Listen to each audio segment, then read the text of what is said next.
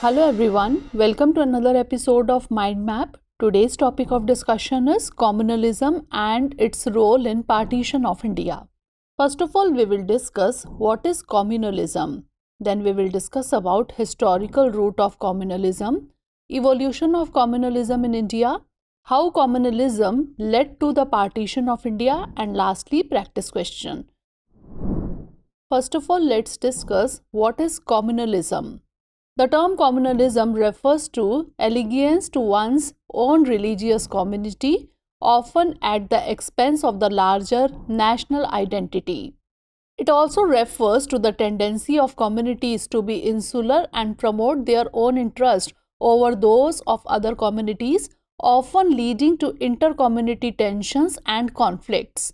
It generally denotes a politics that seeks to unify one community around a religious or ethnic identity in opposition to another community, promoting a sense of division rather than unity.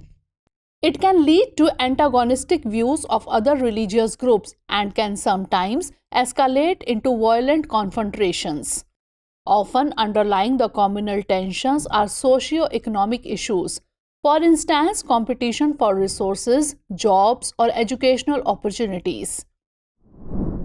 Now moving on to historical root of communalism.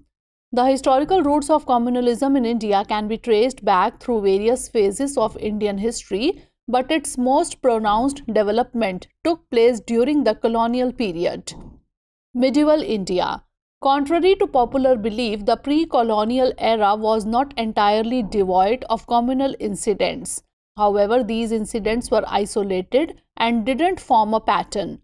Religious differences were recognized, but the primary identities revolved around region, language, and caste. The British colonial rule. First is divide and rule policy. The British often resorted to a strategy of divide and rule to maintain their hold over the vast Indian subcontinent. By emphasizing religious and ethnic differences, the British aimed to prevent a united opposition against their rule. Census and classification. The British introduced the decadal census in the late 19th century.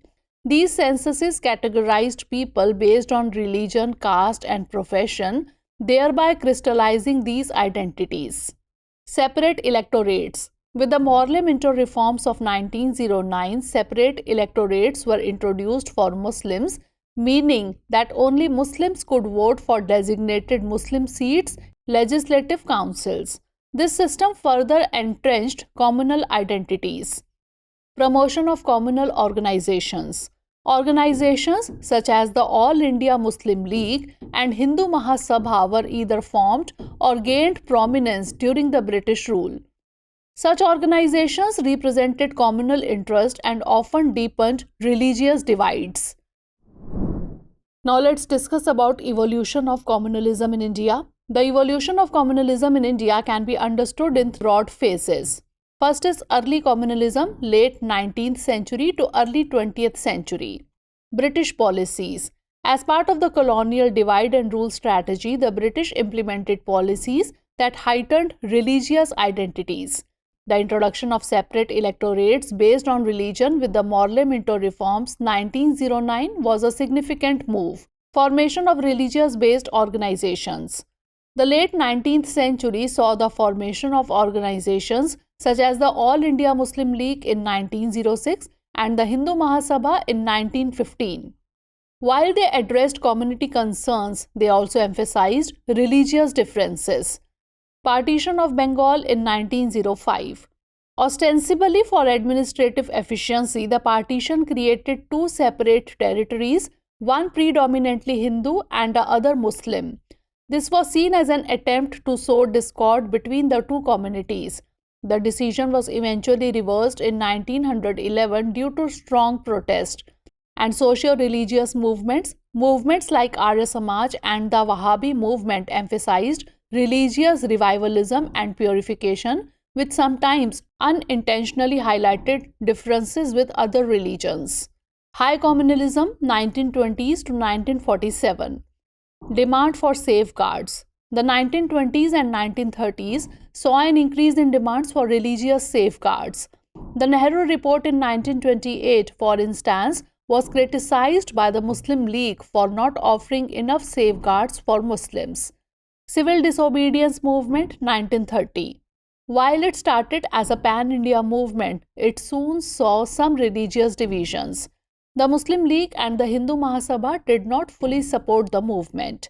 Electoral politics. The provincial elections of 1937 deepened the divide, especially after the Congress refused to form coalition governments with the Muslim League in some provinces. Two-nation theory. By the late 1930s and early 1940s, the Muslim League under Muhammad Ali Jinnah began pushing the narrative that Hindus and Muslims were distinct nations, leading to the demand for a separate nation, Pakistan. And Partition of India 1947.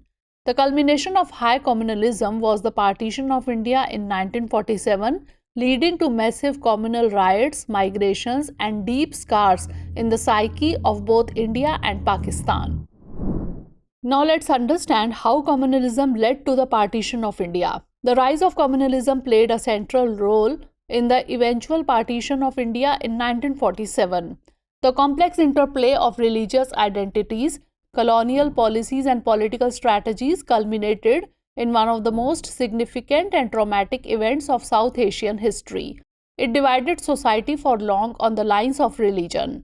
Muslim League was formed in 1906, who declared its objective of serving interest of Muslim.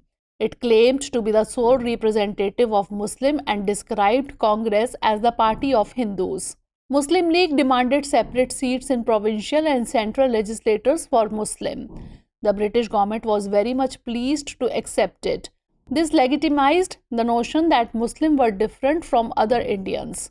There were Hindu outfits too that wanted to turn India into a Hindu Rashtra when British had left, and communal rights engulfed the country after failure of cabinet mission, and India had to be partitioned. Now it's time for the practice questions. First of all, prelims based question. With reference to the Morley-Minto reforms, consider the following statements. 1. It is also known as the Indian Councils Act of 1909. 2. It introduced the system of separate electorate for Sikh. 3. Morley was the Viceroy of India and Minto was the Secretary of State for India. Which of the above statement or statements is or are correct? Only 2, only 1, only 3, or none of the above. And now mains question. How did the Partition of India impact Indian society, politics, and international relations? Discuss the causes, consequences, and aftermath of the partition. So that's all for today. Stay tuned for the next episode. Thanks for watching.